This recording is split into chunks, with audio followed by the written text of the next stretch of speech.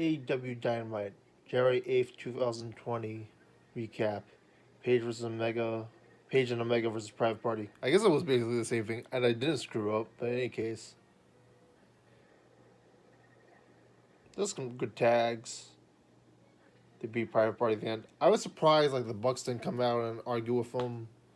Because they established the Private Party is the Bucks' best friends. If our Page would beat on them and Omega, and then the Bucks would come out. They didn't do that. They just had Page and Omega. Page and Omega carried the match. Same with the second match. Because Private Party isn't that good unless they have a really good opponent.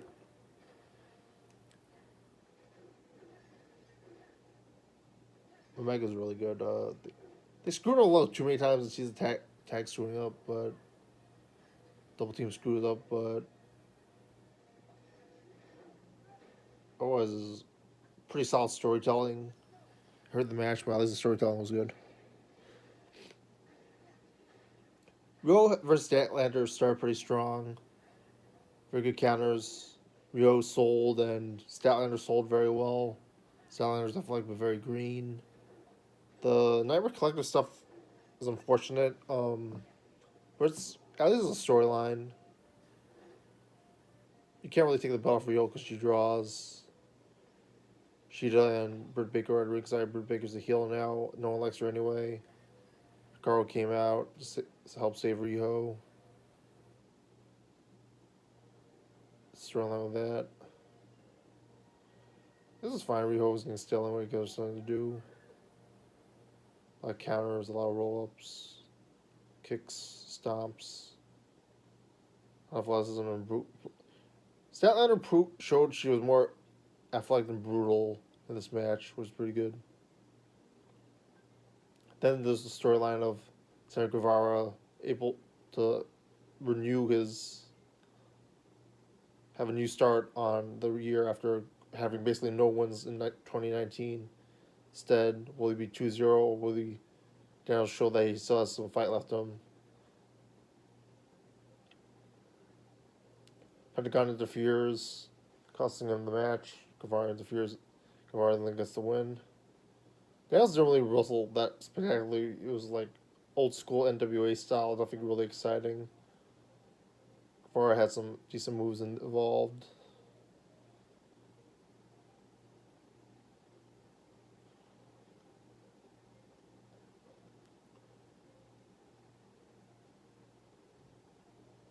Oh, I forgot Page and Omega and Private Party. Omega tried to save Michael Nakazawa, and then again, Nakazawa was in the brutalizer by Pac. And then we never saw what happened to the rest. They wanted us to watch AEW Dark, which we didn't know what happens after whatever in canon.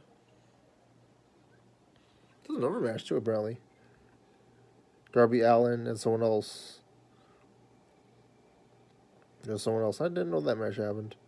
Well, that's a recap of yesterday's match, last week's match. I looked at the wrong one. Let me set up to live.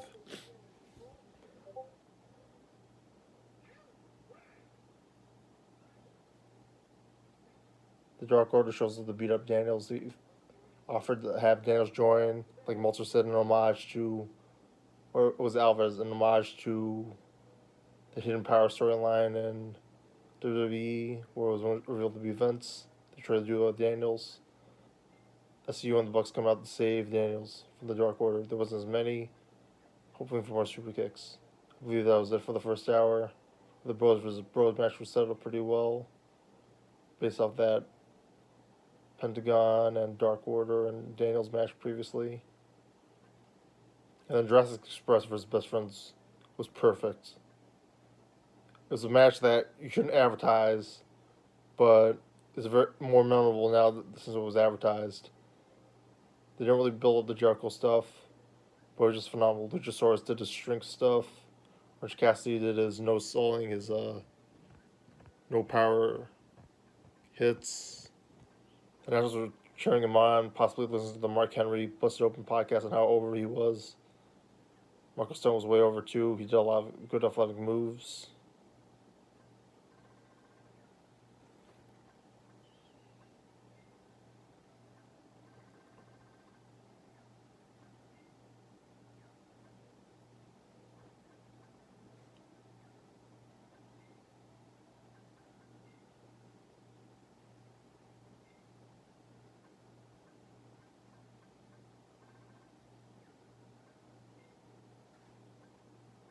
They built up the hot tag Cassidy very well. It was perfect. I don't even remember what happened, but I knew I was so excited when I saw him tagging versus Luchasaurus or someone, and then it was like he was doing all the dodges and all his stuff perfectly. They set up every time Orange Cassidy is special. I'm asking you guys, what do you think? Who's more over, Orange Cassidy, Chris Jericho? Please put it in the comments. Marcus Stunt he's athletic. I don't know why people don't like him. He's athletic. He's basically Rey Mysterio Jr. Moxley segment was pretty good. They didn't have him turn right away because then that would be really boring if we just beat Jericho right away. So if I can understand to do that, then I just go play the story a little bit better. But at least they didn't show that the fans were stupid and tell us exactly what was going on, and then ruin it for us by telling us what was happening.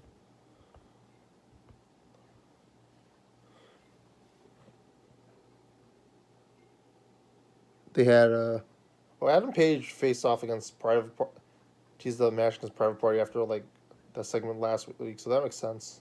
So they teased it last week. This was really good too. Moxley got the car keys. He said he was going to join the Jericho thing. It's like, this is the only way to win. This is the only way I can dominate.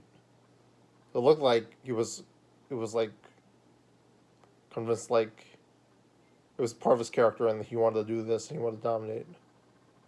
He wanted a little bit of the bubbly. And then he revealed, like, in the end, it felt like a Bautista moment. That felt like Bautista in 2005 when it was like thumbs up, thumbs down. That was a perfect turn by Moxley.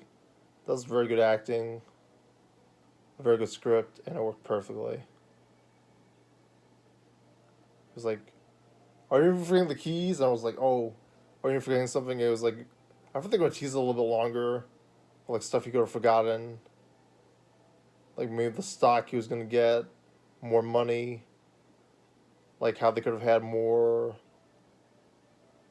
wives and husbands show up in the Bobby Lashley thing. It was only a 15-minute segment, I guess. He cheated two of them and then ran away from Hager. After saying that, he lied.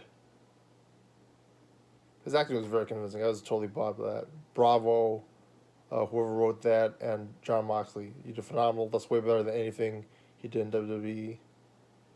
Announced for next week is MJF stable and for DDPs. I forgot about that. There's an MJF segment where he faced DDP. Dustin Rhodes came out and someone else. The Butcher and the Blade came to help out MJF against DDP. It was very questionable. That's a very bad stable for MJF to be in. We can blame the inner circle, but that stable for MJF is really terrible.